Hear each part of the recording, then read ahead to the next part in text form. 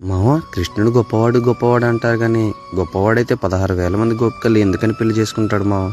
తప్పు మావ, ఏమీ తెలియకుండా మాట్లాడుతావు. ఒకసారి ఆ పెద్ద ఆయన ఏం చెప్తున్నాడో విను, అప్పుడే నీకు అర్థమవుతుంది ఆ గోపికలు కృష్ణుడికి ఏమవుతారో. 16,000 మంది అనగానే గోపికలు గోపికలు అంటారు, పొరపాటు మాట. 16,000 మంది గోపికలు కాదమ్మా, అలా మాట్లాడకూడదు. వాడు రాజకన్య, నరకాసురుడు యుద్ధం చేసి బంధించి తెచ్చిన రాజకన్య. కొందరు రాజుల భార్యలు ఉన్నారు, అందులో కొందరు రాజుల కుమార్తెలు ఉన్నారు.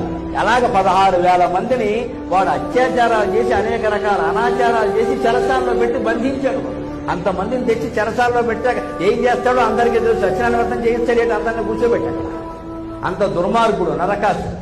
ఆ నరకాసురుణ్ణి కృష్ణుడు సంహరించి ఆ 16,000 మందిని, ఆ 16,000 మంది అయ్యా మా బతుకులు ఎలాగో అయ్యాయి, వీరి చెరసాలలో తెచ్చాను. ఇక్కడ మేము బయటికి వెళ్తే మమ్మల్ని ఎవరు బతకనీరయ్యా, రకరకాల మాటలు అంటారు. మా బతుకు ఎలాగా అంటే మేము శ్రీకృష్ణుడు భార్యలు అని చెప్పుకోవడం మీకు ఏమీ పెట్టకూడదు. ఆ రకంగా శ్రీకృష్ణుడు చేసిన సంఘ సంస్కరణ 16,000 మందిని వివాహం చేసుకోవడం.